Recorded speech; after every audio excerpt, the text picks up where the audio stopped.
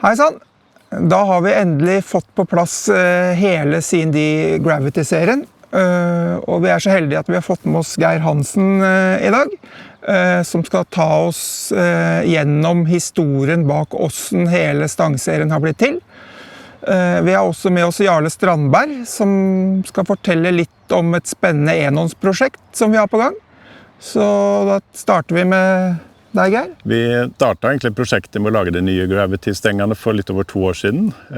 Vi oppdaget gjennom konkurransestenger at vi hadde nytt karbonmateriale tilgjengelig på fabrikken, som var da stivere og lettere egentlig enn det vi har hatt tilgang på før. Så tanken begynte å spinne da, at dette her måtte jo kunne fungere knallbra på fiskestenger. Problemet vårt var at Nobuo, som stangdesigner, som stod bak dette her, han hadde jo da sagt at han hadde sluttet å lage stenger. Så vi stakket da med Gorm, eieren hos Nordisk, og satte han på prosjektet, få tak i Nobuo og få Nobuo med på dette her. Så, og det var en forutsetning for at vi ville gjøre dette her, det var at Nobuo måtte jo komme på banen. Så det startet vi egentlig med at vi hadde en idé om at vi ville ha en litt lettere 15-foter, og vi ville ha litt raskere, korte tohåndsstenger enn det C&D hadde hatt så langt. Så en mer tilpasning til det markedet vi har nå.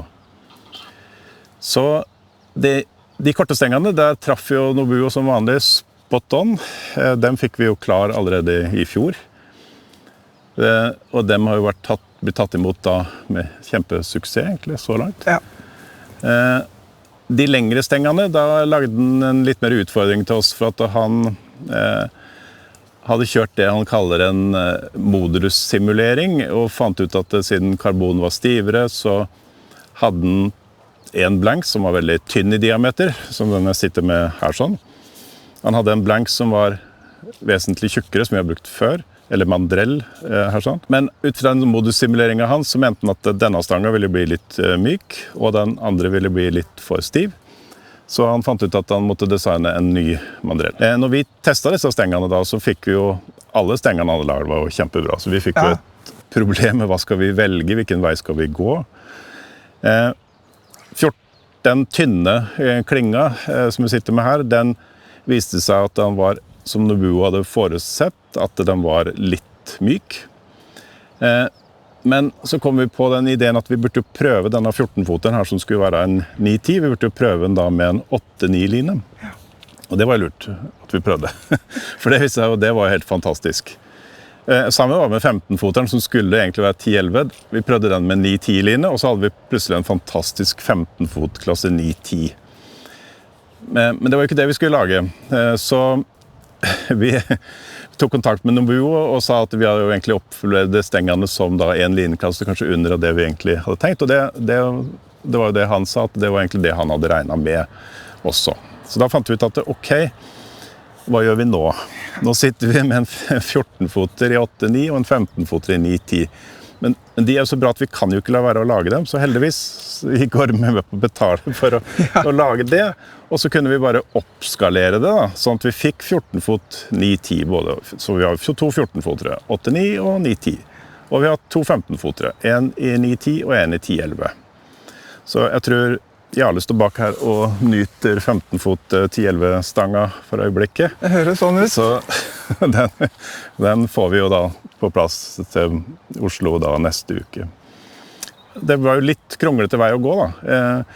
Noen har kanskje fått prøvestenger som vi kalte Classic. Vi hadde jo en av 15-foterne vi fikk, ble såpass myk opp at den ble litt dyp, og vi hadde jo litt planer om å lage den. Men så fikk vi justert den raske 15-foteren, så den ble litt dypere. Så beklager for dere som har prøvd 15-fot Classic og ventet på den. Den kommer ikke, men prøv gjerne den nye raske 15-foteren, for den myk opp og blitt veldig classic i feeling den også. Ja.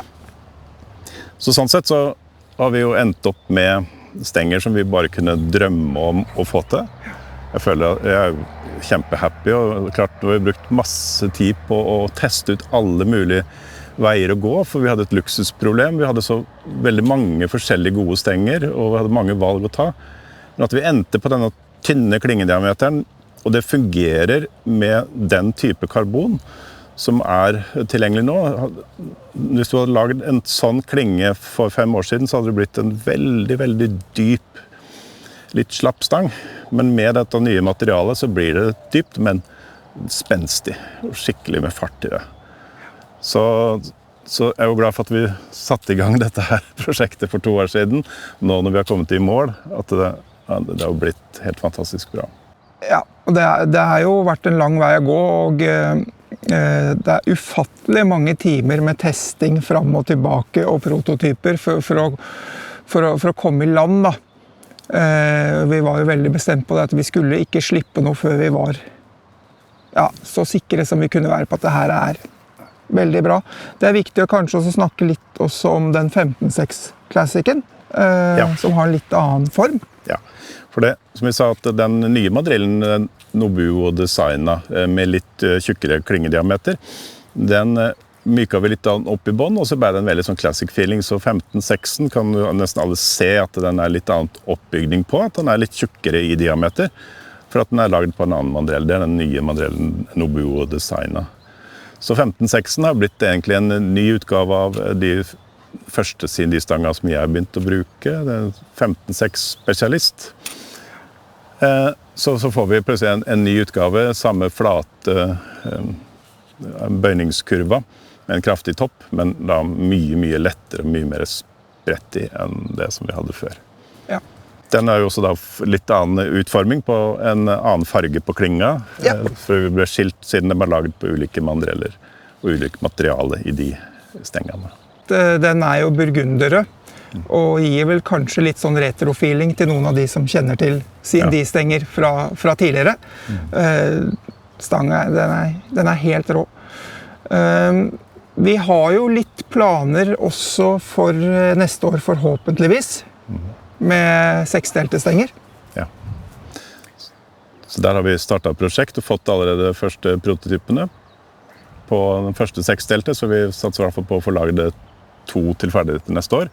Og nå har vi jo noen fantastiske stenger å bygge på, da. Så veien blir jo litt lettere å gå nå, når vi vet hvilket materiale vi har tilgjengelig, og vi vet hvilke mandriller vi har tilgjengelig, og det gjelder å justere det og få 6-delt. Så det kan jo bli spennende.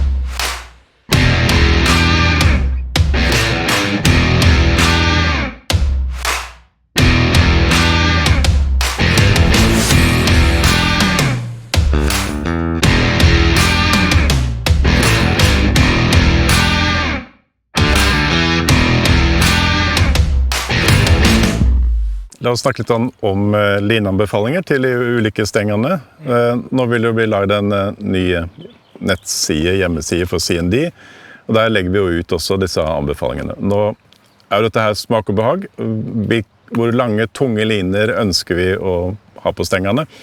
Vi vil jo kanskje bare først si det, at disse nye CND-stengene nå, personlig synes jeg kanskje at den smekre, raske feelingen i dem kommer først og fremst fram med å ikke bruke alt for tunge liner.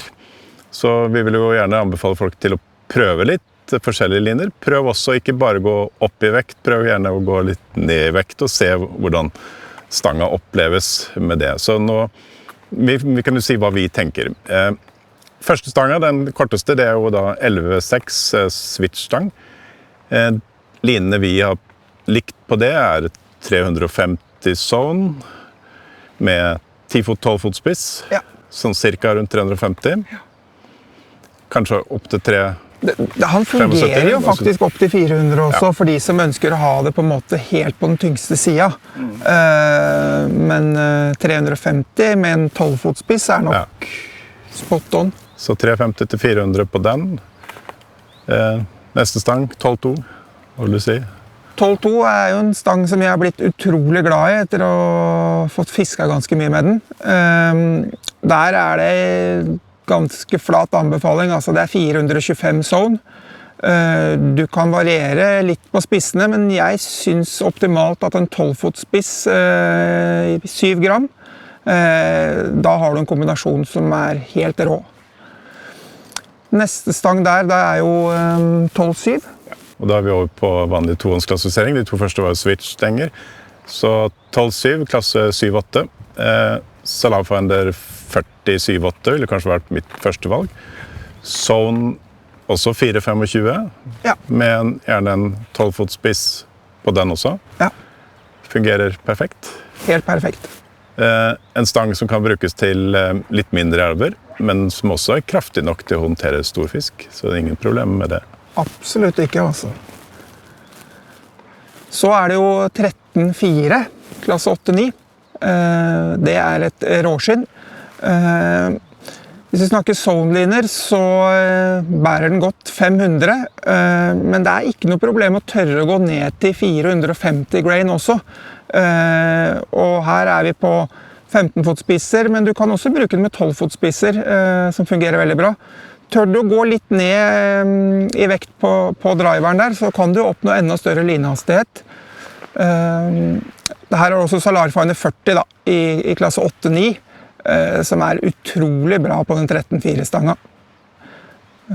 Neste stang videre da, det jo 14 fot 8-9. Og da vi over på Salarfinder 40 i 8-9. Men når vi har kommet opp til 14 fot, så kan den jo også beherske lengre linje, så der jo Salarfinder 45 i 8-9 også en veldig god line til den stanga, til litt lengre kast, litt større elver.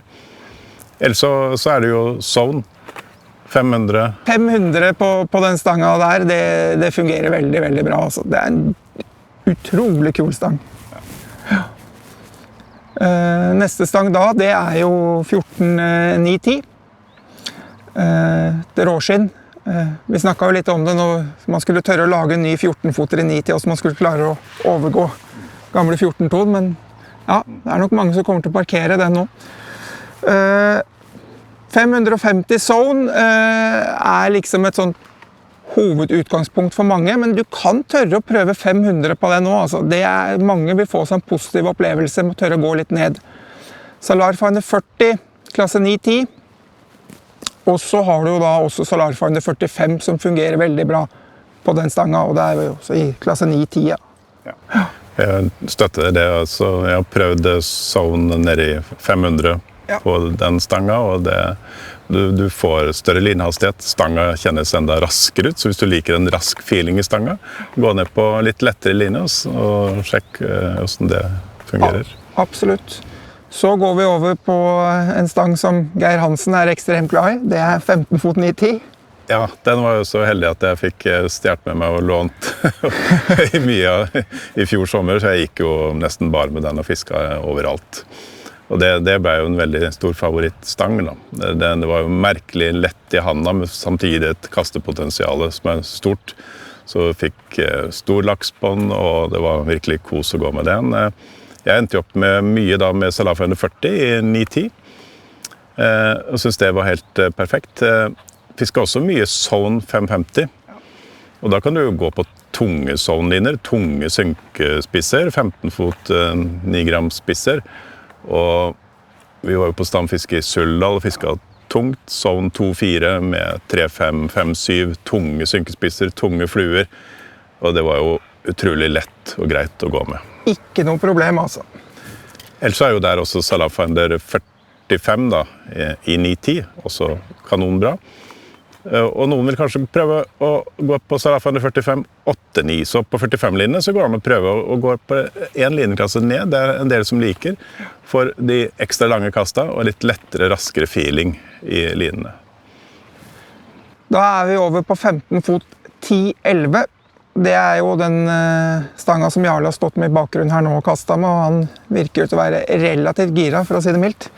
Den spiser mye liner, altså. Her kan du bruke tunge synkeliner, men den også kjempeflott hvis du ønsker å gå med en flyteline, flyte intermediate og sånn på sommerfiske.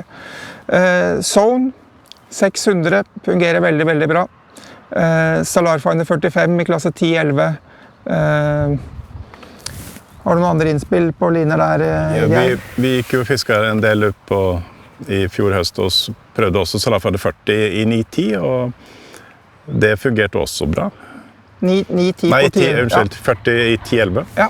Så du må ikke opp i 45 og så tunge linjer. Det holder egentlig på den stanga der å gå på Salarfinder 40 i 10-11, 44 gram, 12,5 meter. nok til å kunne kaste overraskende langt, egentlig med så lett oppsett. Det er et ordentlig råskinn. Og da har du siste stanga? Da har vi siste 15-6-en. Den er Gravity Classics, men da er kanskje førstevalget til virkelig stor elv, virkelig tidlig fiske. Der den skal ha ekstra lang kast, enda et hakk tøffere i toppen, løfter alt av synkeliner lekende lett ut av vannet. Og jeg tror synkelinefisket til folk flest vil bli mye enklere med den stangen. Ja. Så den anbefaler vi virkelig folk å prøve. Og da har vi har valgt å kalle klasse 11 på den. Litt for at det kanskje ikke alle, hvis vi skriver 11-12, så vil kanskje mange putte på bare 11-12-liner, zone 650, men prøv zone 600. Det er egentlig, ut fra det jeg har kjent på den, så er det nok vekt på den, og da får du en rask, lett feeling i stanga. Du kan oppe Salarfinder 45 i 10-11, men han kaster jo lett 11-12 da. Jeg må jo si at den Salarfinder 45 6-8-10 i 10-11 på den stanga der, da har du en synkeline som det går altså vilt, og det gjør synkelinefisket så lettvint. Nei, den er kul. Ja. Vi har også startet på et prosjekt til, og det er Enons. Det kommer jo i Gravity-serien, det kommer jo i år 10-7 og 10-8, primært for laksefiske. Men vi har som målsetning å få lagd en fullspekka Enon-serie. Og der har vi fått med oss Jarle Strandberg på laget, som skal hjelpe oss der. Ja, Jarle, da skal vi jo prate om noe som har stått ditt hjerte ganske nær i mange, mange år, og det er jo Enons stenger. Vi kom jo med en 10-7 og en 10-8 for laksefiske nå i år, men vi har begynt å jobbe med en fullskala Enon-serie, og da var det veldig naturlig for oss at vi fikk med oss Jarle da, for å ta del i utvikling av den. Skal du si litt om dine visjoner? Ja, først må jeg takke for tilliten da, for at jeg får lov til å være med. For det blir jo veldig spennende, og spesielt Enon-serien, som Simen sier, så har jeg lagt ned mye tid med Enons fiske, så jeg føler jeg har mye kjøtt på kroppen der. Så, og CND er noe spesielt, så det her blir veldig spennende. Ja. Ja. Det gjør det. Det kommer jo til å bli ørretstenger som starter ned på klasse 3, håper vi. Gå veien oppover. Vi skal også lage saltvannstenger, og da har vi fått med oss Runar Kabbe, som skal være med å ta en del også i en sånn typisk 9-7 for sjøørretfiske i Norge. Det gleder vi oss veldig til. Kan du si litt mer om hva som gjør det unikt på en måte, altså det materialet vi har å jobbe med? Hva tror du at det kan gjøre for å lage en god enhåndsstang? Ja, nei, det er jo, altså den spensten da, i det materialet er veldig spesielt etter min mening. Jeg har kastet med vanvittig mye stenger. Ja. Og det er et eller annet som ikke det har vi jo ikke fått grei på, hva som er der, dessverre. Men det er veldig bra. Det er den spretten, og kombinert med den aksjonen vi har, så kommer det her til å bli veldig bra stenger, helt ifra de lette klassene, og opp til de store enhåndstengene som vi skal bruke til laksefiske. Ja, og de har vi jo fått prøve allerede, 10-7 og 10-8. Ja. Og de mener vi har blitt ganske optimale for enhåndslaks. Ja. De er litt forskjellige. 10-7-eren er litt raskere enn 8-eren. 8-eren er veldig kraftig topp og bøyer seg litt mer nedover. Perfekt i speikasting. Ikke det at 10-7-eren ikke er det, men de er litt forskjellige, så at vi treffer litt forskjellige typer hva folk liker. Da. Ja, og vil oppleves lettere den 10-7-eren å gå og kaste spei vannkast. Da. Ja. Så de er jo helt ideelle, men også helt geniale til overhodekast, så det står ikke på det, men det er den der aksjonen og det materialet som gjør det her veldig lettvint. Altså. Ja. Så vi kan vel si at vi gleder oss veldig til at vi har Enon-serien på plass. Tør ikke å si helt når den kommer, fordi vi skal være sikre på at dette er bare råbra. Men vi jobber med det, og det kommer. Ja, det blir ikke levert ut før det er tommel opp av alle som er involvert. Nei, ferdig med det.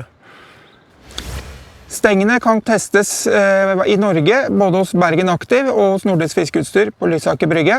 Der de rigget opp med de rette linene, så du kan teste det. For de som ikke holder til i Norge, så det bare å gå inn på cndeurope.com, hjemmesiden vår. Der finner du liste over alle dealers i Europa. Så vi håper at så mange som mulig av dere har i hvert fall mulighet til å komme og teste det her. Vi både håper og tror at det noe som folk vil like.